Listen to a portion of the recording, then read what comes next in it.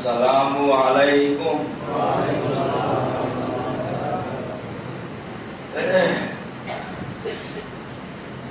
আউযু বিল্লাহি মিনাশ শাইতানির রাজীম।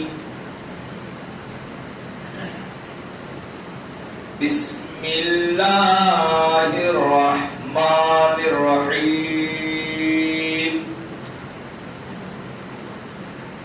সুবহানাল্লাযী আসরা বি'আবদিহি লাইলাম মিনাল মাসজিদিল হারামি ইলাল মাসজিদিল আকসাল্লাযী বারাকনা হাওলাহু লিনুরিয়াহু মিন আয়াতিনা ইন্নাহু হুয়াস সামিউল বাশীর। সাদাকাল্লাহুল আযীম ওয়া সাদাকার রাসূলুন নবীল আমিন। সমস্ত প্রশংসা মহান আল্লাহ রাব্বুল আলামিনের জন্য। আমরা মহান আল্লাহ সাইয়েদ দরবারে কৃতজ্ঞতা জ্ঞাপন করি। জোরে সোরে আলহামদুলিল্লাহ। প্রিয় নবী হযরত মুহাম্মদ মুস্তাফা সাল্লাল্লাহু তাআলা আলাইহি ওয়াসাল্লাম তিনার উপর দরুদ ও সালাম বর্ষিত হোক। আল্লাহুম্মা আমিন। সম্মানিত মুসল্লিবৃন্দ, শ্রেণীমতে শ্রদ্ধা ও ভালোবাসা স্নেহ শুভেচ্ছা রইল। আজকের খুতবা সূরা বনী ইসরাঈল থেকে দিলাম। আজকের খুতবা হলো লাইলাতুল মিরাজ। আজকে খুতবা কি বললাম? লাইলাতুল মিরাজ। আজকে মিরাজের দিন,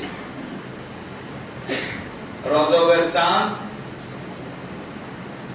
রজব, তারপরে তো শাবান, তারপরে তো বন্ধ হবে জবান, নাকি? রোজা চাঁদ এসেছে, তাহলে এটা হচ্ছে রজবের শেষ 27 তারিখ। আর লাইলাতুল মিরাজ সম্পর্কে একবার সংক্ষিপ্ত ভাবে আলোচনা করব। যতই সংক্ষিপ্ত বলি কিছুটা সময় লেগে যাবে, তবে আমার বলা উদ্দেশ্য হলো চোখকে টাইনে তুলেন না, চোখকে আগে থেকে ঠিক করে রাখেন। যাদের চোখ তুলতে পারেন না তাদের এই ডাক্তারের কাছে যাবেন। ওরা আবার একটা এরকম স্প্রিং জাতীয় জিনিস দেয়, চোখ দেখার সময় ওরা ওই মেশিনে ফিট করে দিবে, আমরা চোখে পাঁচাল খেলার ক্ষমতায় থাকবে। ওই মেশিনটা নিয়ে আসবেন, যারা জুম্মাতে চোখে খুলে ওই মেশিনটা নিয়ে ফিট করে দিবেন, আর চোখ বন্ধ হবে না। তারা যেমন করে বলি চোখ বুঝে যাচ্ছে আপনার। লাইলাতুল মিরাজ গুরুত্ব যদি মনে করেন যে লাইলাতুল মিরাজ শুনবো কি বিষয়, তাহলে ঘুম আসবে না, নাকি? তো লাইলাতুল মিরাজ, মহান আল্লাহ তাবারক তাআলা বলেন সুবহানাল্লাযী আসরা বিআবদিহি লাইলাম মিনাল মাসজিদিল হারামি ইলাল মাসজিদিল আকসা। পবিত্র তিনি, যিনি নিয়ে গেছেন এক রাত্রে নিজের বান্দাকে মসজিদুল হারাম থেকে মসজিদুল আকসা পর্যন্ত, যার পরিবেশকে তিনি বরকতময় করেছেন, যাতে তাকে নিজেদের কিছু নিদর্শন দেখান। আসলে তিনি সবকিছু শ্রোতা ও স্রষ্টা। হযরত মুহাম্মদ মুস্তাফা সাল্লাল্লাহু আলাইহি সাল্লামের এই মেরাজটা কেউ বিশ্বাস করবে আর কেউ করবে না। মেরাজটা একটা বড় ঈমান, মানে বিশ্বাস করতে হবে। মেরাজ যখন ঘটেছিল, তো সেই সময় আবু জেহেল বলেছিল যে মুহাম্মদ নাকি এক রাত্রিতে বায়তুল্লাহ অর্থাৎ কাবা শরীফ থেকে ওই জেরুজালেম ফিলিস্তিনে মসজিদুল আকসা ওখানে চলে গেছিল রাতে, আবার ওখান থেকে আসমান ভেদ করে আর আল্লাহর আরশে আযমে গিয়েছিল। এর চাইতে পাগলপনা কথা আর কি হতে পারে? দুনিয়ার লোককে একটা প্রচার কাজও হয়। আবু জেহেল এমন প্রচার করে দিল সব মানুষ তখন বলল, সত্যি তো মোহাম্মদ এইরকম। আনসার ভাই, আমি আগে বলেছি ভুলেন না, এক চিট ভুলবেন না, টাকা না পাতে দিয়ে। এটা খুবই আশ্চর্য কথা বলছি না, বলছে না? আবু জেহেল তখন করলো কি, প্রচার শুরু করলো, এমনকি আবু বকর সিদ্দিককে ডাকিল, আবু বকর সিদ্দিক, তুমিও তো মুহাম্মদের পক্ষে, কিন্তু বলো এত বড় গাঁজাখড়ি কথা কি সহ্য করা যায়? বলে কি গাঁজাখড়ি কথা? বলে তোমাদের মুহাম্মদ কাবা, মক্কার ওই কাবা থেকে ওই জেরুজালেম ফিলিস্তিনে মসজিদুল আকসায় এক রাতে গিয়েছে, আবার ওখান থেকে আকাশ পথের সিঁড়ি, সিঁড়ি তো নাই, বলছে আকাশ পথের সিঁড়ি, আর সেই সিঁড়ি বেয়ে বলে সেই আল্লাহ আরশে আজিমে গিয়েছে। বলো এসব কথা কি সহ্য করা? হযরত আবু বকর সিদ্দিক রাদিয়াল্লাহু আনহু নবীর কাছে না এসে বলছেন, আল্লাহ নবী এটা বলেছেন? বলে হ্যাঁ। তাহলে আমি সর্বপ্রথম বলছি যে আল্লাহ রাসূল এটা করেছেন, এটা বলেছেন, এটা সব ঠিক বলেছেন। এটা ঠিক বলেছেন, যা ঠিক বলেছেন বলবেন। নবীজি তখন বললেন, আবু বকর সিদ্দিক তুমি সত্যবাদী, বলো সুবহানাল্লাহ। এই সিদ্দিক, হাজারো সাহাবারা সিদ্দিক ছিলেন, সত্যবাদী ছিলেন, কিন্তু এই সিদ্দিক উপাধিটা পাননি। বুঝে আসল? আর এই লাইলাতুল মেরাজটাই ছিল এমন একটা ঈমান যে গোটা আরববাসীরা হযরত মুহাম্মদ মুস্তাফা সাল্লাল্লাহু দিকে যখন একটা পাটা যুদ্ধ হয়েছে, তখন তারা নবীর প্রতি এত বিশ্বাস করলেন যে নবীর পক্ষে হয়ে লড়াই করেছে। বলো সুবহানাল্লাহ। এখন আসি, কিসে গেলেন, কিভাবে গেলেন, এগুলো সব এখানে লেখা নাই, এগুলো হাদিস পাওয়া যায়।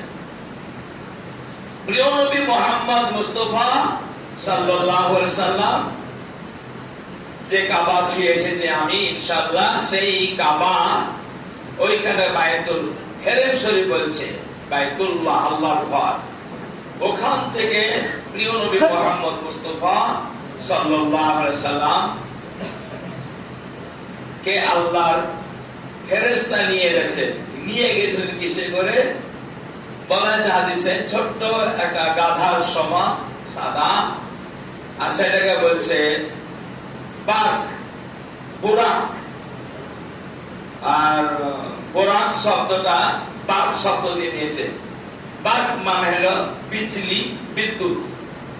আপনারা জ্ঞানীগুলি যারা মানুষ আছেন জানেন, সেকেন্ডে বিদ্যুৎ কত মাইল যায় তা আপনাদের জানা আছে।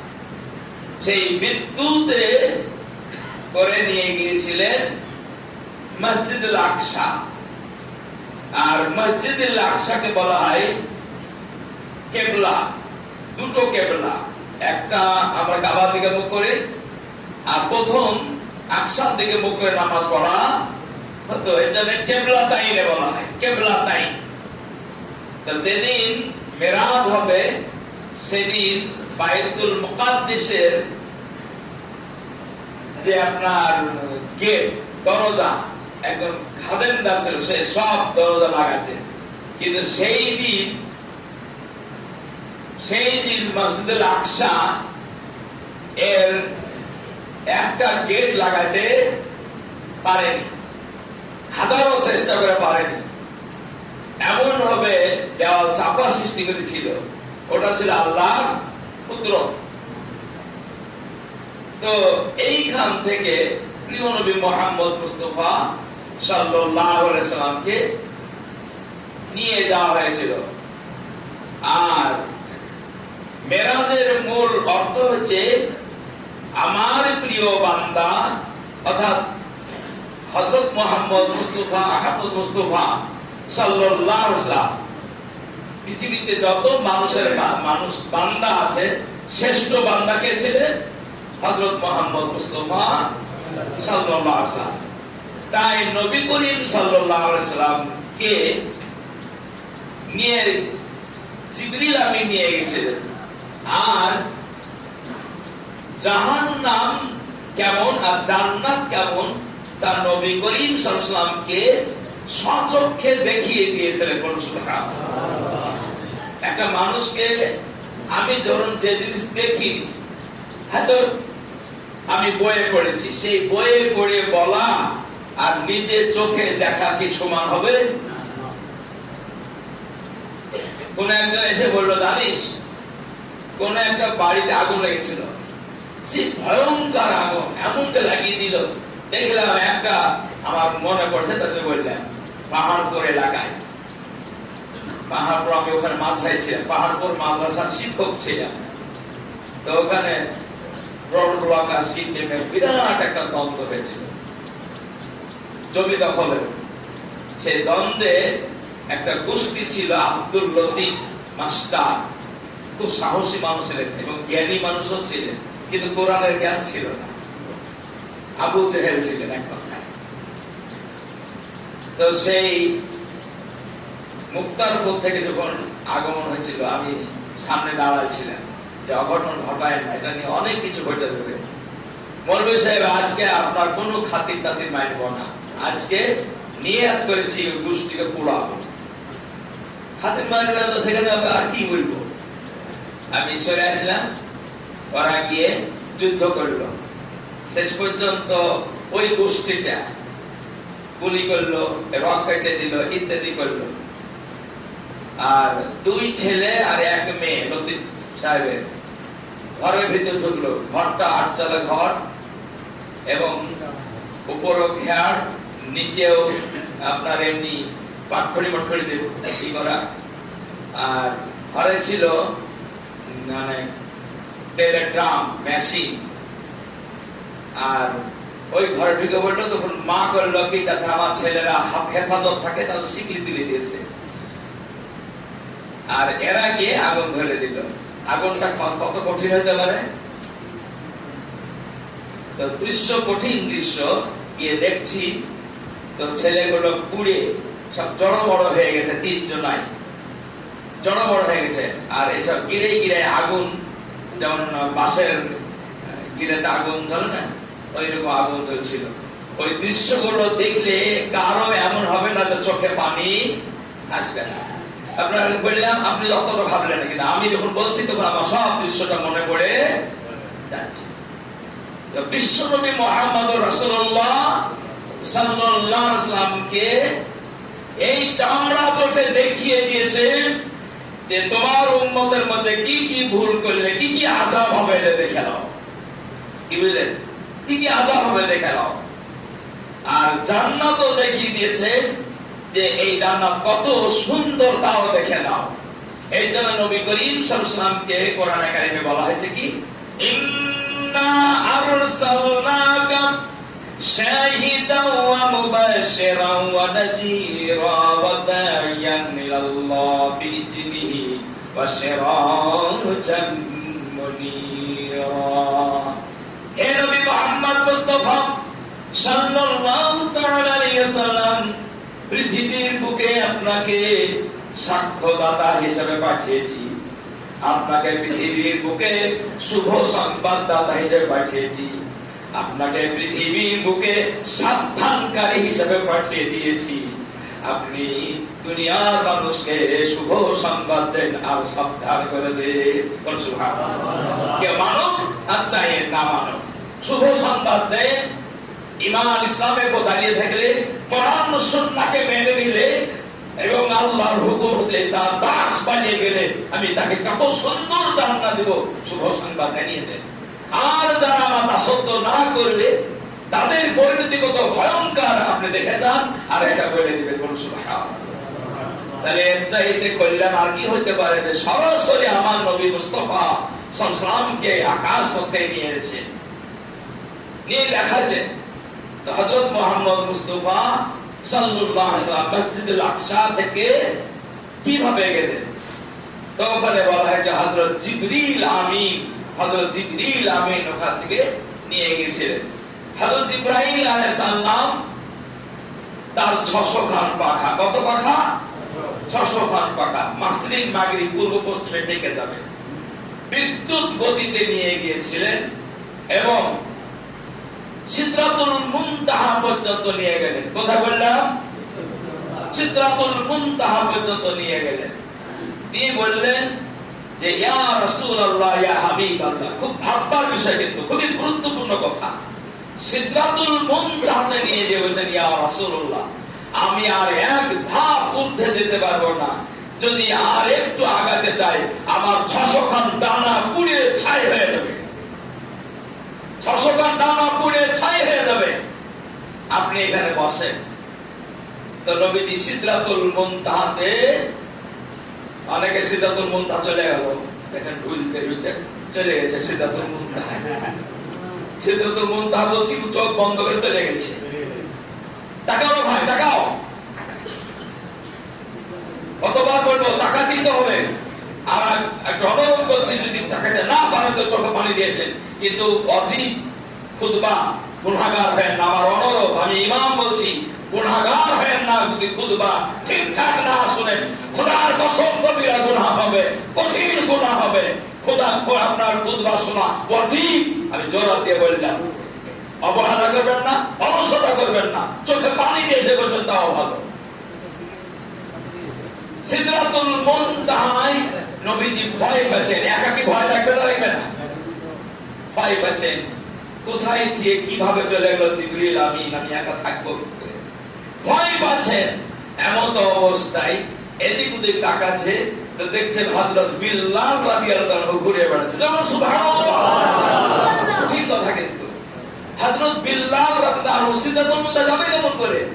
তো বলছে হযরত বিল্লাল রাদিয়াল্লাহু আনহু যারা এদিক ওদিক হাঁটছে আর বুঝছে, যারা বিল্লাল রাদিয়াল্লাহু আনহু করছে, ওটা হযরত বিল্লালকে এসে বলছেন, বিল্লাল তুমি কি এত ভালো কাজ করো গো?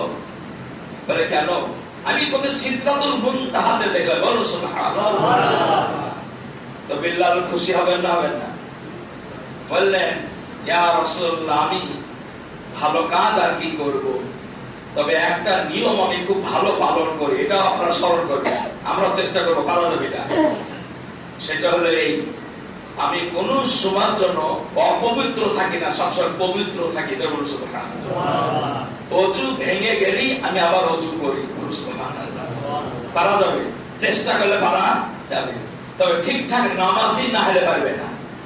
ঠিকঠাক নামাজি না হলে পারবে না। বাসে উঠুন, যেখানে উঠুন, আপনি অজু করে উঠুন, একটু কষ্ট হয়তো হবে। তো 2 রাকাত আর অজু করতাম আর 2 রাকাত নামাজ পড়ে নিতাম। বলো সুবহানাল্লাহ। এর জন্য আমরাও তো অনেক সময় অজুর নামাজ পড়েন না, পড়েন না? অজুর নামাজ পড়েন। তো এটা ছিল বিষয়। আল্লাহ আমাদেরকে তৌফিক দান করুন, আমরা চেষ্টা করবো, বলে ইনশাআল্লাহ। সিদরাতুল মুনতাহা থেকে রাফা রাফা চাদর নিয়েছিলেন। সেই রাফা রাফা চাদরে চড়িয়ে নিয়ে বিশ্বনবী মুহাম্মদ রাসূলুল্লাহ সাল্লাল্লাহু আলাইহি ওয়াসাল্লামকে আরশে আজিমে নিয়ে গেছিলেন। এবং হাদিস শরীফে এসেছে আরশে আজিমে আল্লাহর পাশাপাশি বসেছিলেন। কেমন দেখেছি না দেখেছি ওটা বলা নাই, বলেছিলেন আমি আল্লাহর পাশাপাশি বসেছিলাম। যেমন মুসা আলাইহিস সালাম আল্লাহর সঙ্গে কথা বলেছিলেন, আর নবী মুহাম্মদ রাসূলুল্লাহ সাল্লাল্লাহু আলাইহি ওয়াসাল্লাম পাশাপাশি বসেছিলেন। প্রিয় নবী মুহাম্মদ রাসূলুল্লাহ সাল্লাল্লাহু আলাইহি ওয়াসাল্লামকে পরিদর্শন করেছিলেন জাহান্নাম। প্রথম বড় ব্যাখ্যা আছে, আমি অতদূর যাব না, শুধু চটচটে বইটুকু বুঝিয়ে নিতে হবে।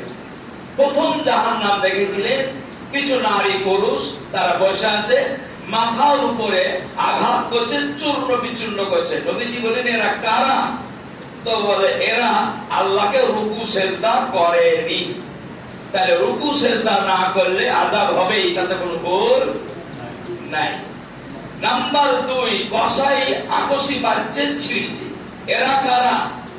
নবীজি বলছেন, তো বলছে এরা হলো সেই বান্দা বান্দি যে এরা এই মুখ দিয়ে নানান অশ্লীল কথা বলেছে এবং এই মুখে হারাম দ্রব্য খেয়েছে। তাহলে বোঝা গেল সুদ, মদ, ঘুষ, চুরি, ডাকাতি, ছিনতাই কোন হারাম জিনিস খাওয়া যাবে না। যদি খায় তো ওখানে বসাত ধরে ছিড়বে।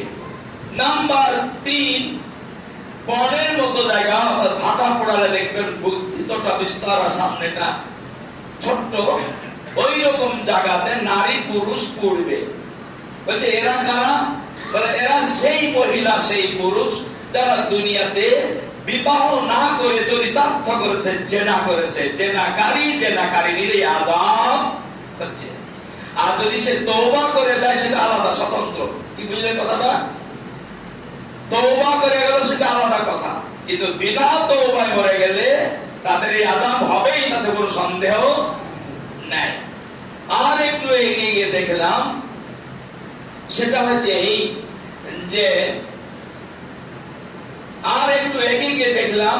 সেটা একটা উত্তপ্ত পানি, গরম পানি, তাতে করে কিছু মানুষ ভাসছে, নারী পুরুষ, তারা কিনারায় সাঁতরে উঠার চেষ্টা করছে, তো পাথর দিয়ে নিচে নামিয়ে দিচ্ছে।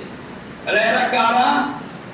তো বলছে এই মহিলা এই পুরুষগুলো জ্ঞানী ছিল, তারা কোরআন হাদিসও জানতো, জাহান্নাম জান্নাত সম্পর্ক তাদের ওয়াকিবহাল ছিল, কিন্তু আমল করতো না। এমন আমাদের সমাজের লোক আছে না? জ্ঞানী আছে, বুদ্ধি আছে, চায়ের দোকানে বসে এমন ফতোয়া দেয়, গোলাম মুস্তাফা বাপের দিন নাই আর উত্তর দেয়, এরকম ফতোয়া। অথচ নামাজের আলে বলে যায় না। এই ধরনের আযাব। আর একটু এগিয়ে গেলাম, দেখছি তো কিছু পুরুষ, যুবক পুরুষ, আর তাদেরকে কাঁচি দিয়ে গায়ের চামড়া গুলো ছিলছে আর কাটছে। আপনারা সব গরু জবাই করেন, ছাগল জবাই করেন, ছিলেন ওরকম ছিলছে। এটাকে আযাব না যাও নাই? গরু তো ছাগল তো জবাই করার পরে মরে গেছে তখন ছিলছে, আর আমি জীবিত থাকবো আমাকে ছিলবে, এটা কেমন হবে? বিশাল চিৎকার। বলে এরা কারা? এরা সেই যুবক, তারা অন্য নারীদেরকে উত্তপ্ত করে, প্রলোভন দেয়, ধোঁকাবাজি করে, আর তাদের সামনে অঙ্গি ভঙ্গি কায়দা করে। বুঝতে পারছেন কথা? ব্যাখ্যায় আপনারা করে দিবেন। অঙ্গি ভঙ্গি কায়দা করে, আর ওই কায়দা ছোটাবে কাঁচি দিয়ে ছিলা হবে। আর আরেকটি মহিলারা চিৎকার করছে, সেই মহিলাদের চিৎকারে নবীজি গিয়ে বলেন এরা কারা? কি পাপ করেছে? বলে এই মহিলাগুলো এত ভয়ঙ্কর ছিল, সমাজকে কুলুষিত করেছে। তারা অঙ্গি ভঙ্গি করে, তারা মানে নির্লজ্জ বেহায়া পোশাক করত, এবং তাদের বক্ষদ্বারকে উন্মুক্ত করে যুবকদেরকে লেলিহান লোলুপ দেখাতো, দেখিয়ে তাদেরকে খারাপ পথে নিয়ে যেত। এই কারণে তাদের স্থানের বংশী গাছে ঝুলিয়ে দেওয়া হয়েছে। আশা করি বুঝতে পারছেন কথা, সহজে লিখে দিবেন। আমরা জালসা করে দেখতে পাই, জালসা দলাতে অন্তত বুরখা গায়ে দিয়ে যাবে, থান গায়ে দেবে, ওরে আলে এমন টুকটালি সে খেয়ে যাবে, আর একটা ছোট্ট ভ্যারাইটির ব্যাগ নিবে, পয়সা ছাড় লাগে যাবে। যে গয়না গুলোকে ঠিক যেখানে জালসার লাইট দিয়েছে খুঁটিতে, ওই লাইটের কাছে গিয়ে দাঁড়াবে যাতে রণকে দেখে ওকে। এইভাবে সত্যি বলছে জালসা গুলোকেও প্রদর্শিত করে দেয়। যুবকরা ঢুকতে চায় না, এই ভাই যুবকরা ভিতরে এসো, ভিতরে কিছু দিয়ে আসবে না, ওখানে মজা পেয়েছে, জিলাপির বিনিময় করছে, বাদামের বিনিময় করছে, শয়তানি করতে পেরেছে, ও আসবে না। জালসা শূন্য বলি কিন্তু বাড়িতে ছুটি মিশেছে, ছড়িয়েও বলেছে যা জালসা শুনতে দিচ্ছি মা, ছোড়াও বলেছে জালসা শুনতে, এক চাইতে ভালো কাজ আর কি আছে যা। এবার এই বাদাম কিনে দিকে রাস্তায় পাশড়া তলাতে বিনিময় ঘটাচ্ছে বাদামের, এ শয়তানি ছুটে যাবে। নবীজি বলছেন লাইলাতুল মিরাজে দেখলাম তাদের বংশী গাছিতে ঝুলিয়ে দিয়েছে। আল্লাহু আকবার। আর বলা হলো বিশ্বনবী মুহাম্মদুর রাসূলুল্লাহ সাল্লাল্লাহু আলাইহি ওয়াসাল্লাম বলেছেন একটা বড় গাছ দেখলাম, সেই গাছের এপার ওপার হতে 3 দিন। তো এবারে দেখলাম ইব্রাহিম আলাইহিস সালাম বাচ্চা ছেলেদেরকে পড়াশোনা করাচ্ছে, বলুন সুবহানাল্লাহ। এটা ভালো খবর। বাচ্চা ছেলেরা মরে যায় না, এরা শুভ। বাচ্চা ছেলে মরে গেলে বাপ মা যদি ইমানদার হয় তার কপাল ভালো। নবী করিম সাল্লাল্লাহু আলাইহি ওয়াসাল্লাম জামানায় একজন বাচ্চা ছেলে মরে গেছে, তো সে সাহাবীরা খুব কাঁদছে, এমনকি মসজিদ ছেড়ে দিয়েছে। তো নবীজি বললেন তোমাকে শুভ সংবাদ দেব? বলে হ্যাঁ, তোমার বাচ্চাটা অগ্রিম গিয়ে জান্নাতের দরজা খুলছে। বলো সুবহানাল্লাহ, জান্নাতের দরজা খুলছে। সুতরাং এর চাইতে শুভ সংবাদ আর কি হইতে পারে? তোমার ওই ছেলেটা হয়তো বেঁচে থাকলে দেখা যায় এত খারাপ হতো যে জাহান্নামের দরজা খুলতো। এই জন্য নাবালক ছেলেরা ইনশাআল্লাহ জান্নাতি। বলো সুবহানাল্লাহ। প্রিয় নবী মুহাম্মদ রাসূলুল্লাহ সাল্লাল্লাহু আলাইহি ওয়াসাল্লাম বলেছেন, আমি আরেকটা জিনিস দেখলাম, সেটা হচ্ছে যে একটা পাথরের আগুন ধরাছে। তা বললেন এই আগুনটা যদি ধরে যায় ভয়ঙ্কর আগুন হবে। তো নবীজি বললেন যে এই আগুনটাই কে করবে? তো ফেরেশতা বলছেন লা তাদালু সালাহ, আপনি যে নামাজ নিয়ে যাবেন এই নামাজকে যারা পড়বে না, অবহেলা করবে, তারা এখানে পড়বে, এখানে তারাই পড়বে। এবার হযরত মুহাম্মদ মুস্তাফা সাল্লাল্লাহু আলাইহি ওয়াসাল্লামকে জান্নাত দর্শন করালেন। জান্নাতের অনেকগুলো গেট আছে, বলে 4টা গেট, সব 8 গেট দেখালেন। তার মধ্যে সবচেয়ে সুন্দর গেটটা হলো জান্নাতুল ফেরদাউস। আর জান্নাতুল ফেরদাউসের গেটে গিয়ে বলছেন এই জান্নাতটা সবচেয়ে সুন্দর লাগছে, আমি এখানে বসে। তো ফেরেশতা বলছেন এই জান্নাতটাই হচ্ছে আপনার। বলো সুবহানাল্লাহ। তো নবীজি বলেছে আলহামদুলিল্লাহ, এখন জান্নাত চলে এসেছি। বলে ইয়া অন্যায়, ঠেলা নিতে হবে, আগে ঠেলা নিতে হবে। শুনতে পাচ্ছেন না? কখন কখন পুঁতে চলে এসে দেখতে পাচ্ছি। আওয়াজ ঠিক আছে? জান্নাত তো বলছে এখনো আপনাকে মদিনা মানওয়ারাই এই হিজরতটা ছিল, এই লাইলাতুল মেরাজটা ছিল মক্কা থেকে এসে হিজরতের 1 বছর আগে। বলো সুবহানাল্লাহ। 1 বছর আগে হয়েছিল মেরাজ, 1 বছর পরে চলে এলেন মদিনায়। আর মদিনাতে এসে সংগ্রামী জীবন। বলো সুবহানাল্লাহ। রাষ্ট্র কায়েম করার জন্য আন্দোলন চলেছিল। তাই বলা হলো যে আপনাকে এখানে ট্রেনিং দেওয়া হবে, আপনি মদিনায় যাবেন এবং সেখানে সংগ্রাম করবেন, ইসলামের রাষ্ট্র কায়েম করবেন, তারপরে আপনার উফাত হবে, তারপরে এই জান্নাত। বলো সুবহানাল্লাহ। তো নবীজি পর্যবেক্ষণ করলেন জান্নাত, ওখান থেকে এবার কি নিয়ে আসলেন? নবীজিকে আল্লাহ তাআলা মজাক করেছিলেন, অতিথি আসলে কুটুম বাড়ির কিছু নিয়ে আসে, তুমি কি এনেছো? বিশ্বনবী মুহাম্মদুর রাসূলুল্লাহ সাল্লাল্লাহু আলাইহি ওয়াসাল্লাম বলেছিলেন যে আমি অতিথি, আমি নিঃস্ব, আমি গরীব, কি আনবো? হে মহান, হে পরাক্রমশালী, হে সাইয়্যিদ কবির, হে তাবারাকাল্লাযী বিয়াদিল মুলক, আসমান জমিনে সব কিছু আপনার হাতে, হে বরকতময় আল্লাহ, আমি নিঃস্ব, তবে একেবারে খালি হাতে আসেনি, আমি চোখের পানি এনেছি আমার উম্মতের জান্নাতের জন্য, আমার ব্যবস্থা করে দেন। বলো সুবহানাল্লাহ। সেই ব্যবস্থা হলো 5 ওয়াক্ত নামাজ। কিন্তু প্রথম বলেছিলেন 50 ওয়াক্ত, মুসা আলাইহিস সালাম বলেছিলেন পারবে না, বেলা ঘটনা আছে তাদের বলছে ঘুরতে ঘুরতে 5 ওয়াক্ত নামাজ। 5 ওয়াক্ত নামাজের ব্যাপারে আল্লাহ পাক বললেন আর তোমার উম্মত আমার বান্দা ঠিকঠাক ভাবে 5 ওয়াক্ত নামাজ পড়ে 50 ওয়াক্তের সওয়াব আমি দিয়ে দেব। বলো সুবহানাল্লাহ। 50 ওয়াক্তের সওয়াব আমি দিয়ে দেব। এবং তোমাকে রমজানের রোজা দেওয়া হয়েছে, সেই রোজাতে লাইলাতুল কদর দেওয়া হয়েছে, সেই লাইলাতুল কদরে যদি তোমার উম্মতরা কান্নাকাটি করে আমি তাদেরকে এত সওয়াব দেব, 1000 কয়েক মাসের সওয়াবের কথা বলা হয়েছে, 1 রাত্রি দান করবো। বলুন সুবহানাল্লাহ। এই হচ্ছে উপঢৌকন নিয়ামত আল্লাহ কাছ থেকে নিয়ে এসেছিলেন। আর সবচেয়ে এটা বড় মজেজা, এটা কি বলা হয়? নবীদের মজেজা। সব নবীদের মজেজা কিছু না কিছু হয়েছিল, কিন্তু মেরাজের মতন ঘটনা নবী ছাড়ার কারো হয়নি। বিশ্বনবী মুহাম্মদুর রাসূলুল্লাহ সাল্লাল্লাহু আলাইহি ওয়াসাল্লামকে একটা বড় মজেজা দিয়েছিলেন, যা বিজ্ঞানরা সারা পৃথিবী অসম্ভব হয়ে যায়, ভাবতে পারে না, তাদের ব্রেনে আসে না। তাই আল্লাহ পাক বলেন সুবহানাল্লাযী, সেই সুবহানাল্লাহ যার দ্বারা সব সম্ভব। বল সুবহানাল্লাহ। যার দ্বারা সব সম্ভব। আর আরেকটি মজেজা দিয়েছে, সেটা হলো আল কোরআন। সেটা কি? আল কোরআন। এই কোরআন এমন একটি মুজিজা, ইন্না নাহনু নাযালনা যিকরা ওয়া ইন্না লাহু লাহাফিজুন।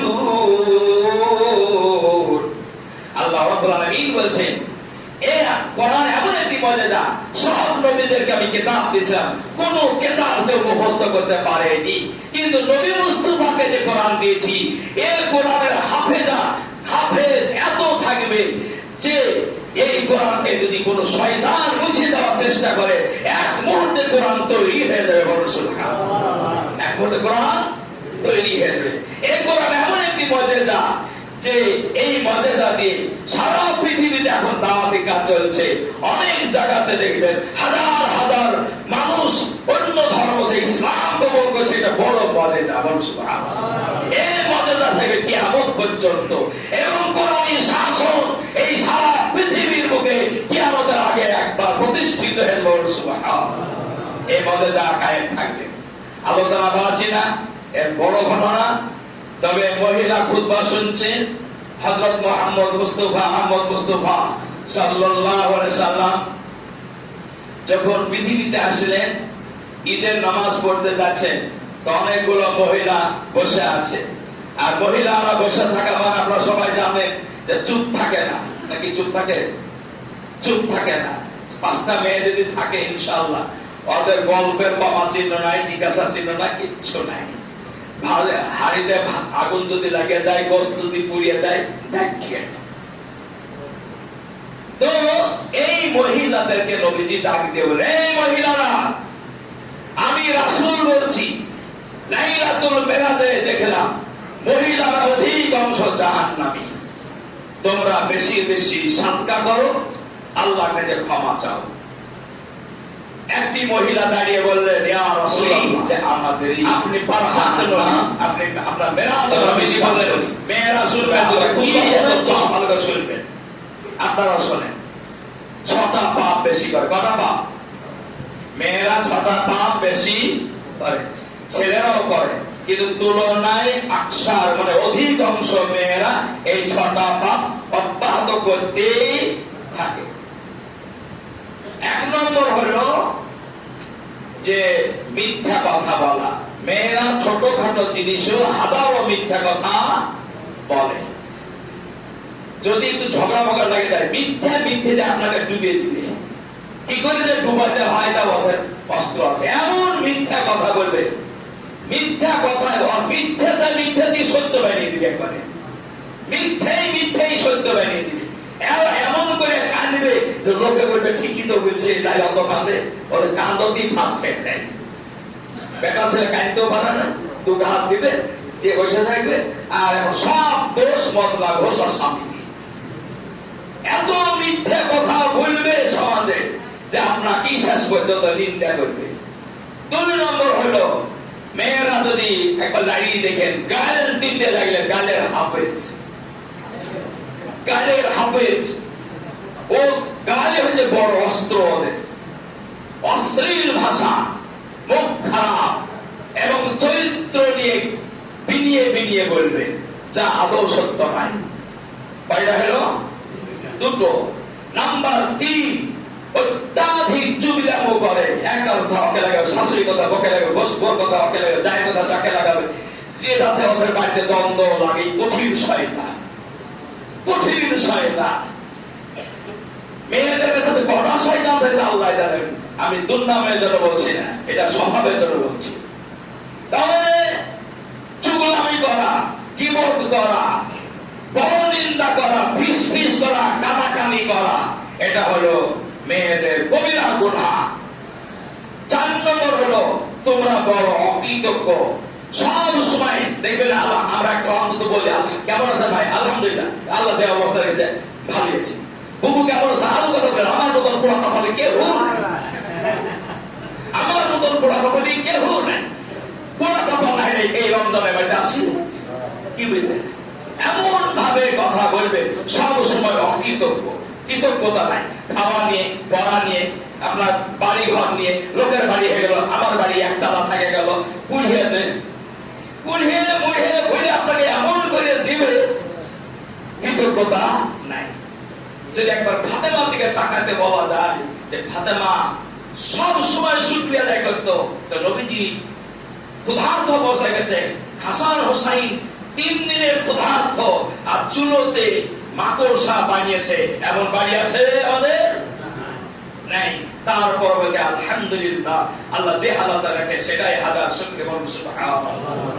আল্লাহ সব সময় কৃতজ্ঞকে ভালোবাসেন। ফাজকুরুনি আযকুরুকুম ওয়াশকুরুলি ওয়ালা তাকফুরুন। যারা কৃতজ্ঞ বান্দা হয় তাকে আমি পছন্দ করি, আর কুফরি বান্দাকে আমি পছন্দ করি না। কয় নাম্বার হলো? 4 অকৃতজ্ঞ, মেয়েরা অকৃতজ্ঞতা করে। 5 নম্বর হলো মহিলারা সব সময় যেন অনুমান ভিত্তিক কথা বলে। কি ভিত্তিক বললাম? অনুমান, আন্দাজ। আর আন্দাজে কথা বলার জন্য বেশি ঝগড়া মেয়েদের মধ্যে হয়। আর যাকে আন্দাজে কথা বলে সে যদি ঠিকঠাক না হয়, সে দোষী না হয়, ও ঝগড়া করবে না? করবে না, ঝগড়া করবে তো। আল্লাহ বলছে এটা কবিরা গুনাহ, বড় গুনাহ। কারণ অনুমান ভিত্তিক কথা বলতে পারবে না, কারণ আলিমুল গায়েব আল্লাহ। কি গায়েবের মালিক? আল্লাহ। নবীকে যা বলতেন, ওহি যা করতেন তাই বলতেন, তাছাড়া বাড়াবাড়ি বলতেন না। গুরুত্ব কথাটা শুনবেন কিন্তু। তাহলে অনুমান ভিত্তিক কথা বলা যাবে না, কবিরা গুনাহ। আর 6 নম্বর হলো বদদুয়া করা। বদদুয়া করা, একটু দাঁড়িয়ে দেখে কি বদদুয়া করে। ঝগড়া মানি তোকে মদর মরামুখ কবে দেখবো, তোকে বাচ্চা ধরে না, তোকে সাপেও দেখতে পায় না, মানে মরলি ভালো। এই যে বদদুয়া, এমন যদি স্বামীকে যদি 2 কিল মারে তো বলবে তোর হাত কবে কুপিয়ে হবে দেখছি। যদি স্বামীর হাতেই কুপিয়ে হয় তো খাবে কি? তার মানে কাউকেই ছাড়ে না। এই 6টা নবীজি বলছেন তোমরা তওবা করো, ইস্তিগফার পাঠ করো, সাদকা করো। আর এটা যদি না করো, এই অবস্থায় মরে গেলে বারহাত জাহান্নামী। তাহলে এই পাপ থেকে হেফাজত থাকবে। আজকে লাইলাতুল মিরাজ এখানেই সমাপ্তি। বিসমিল্লাহির রহমানির রহিম। সুবহানা রাব্বিকা রাব্বিল ইজ্জাতি আম্মা ইয়াসিফুন ওয়া সালামুন আলাল মুরসালিন আলহামদুলিল্লাহ।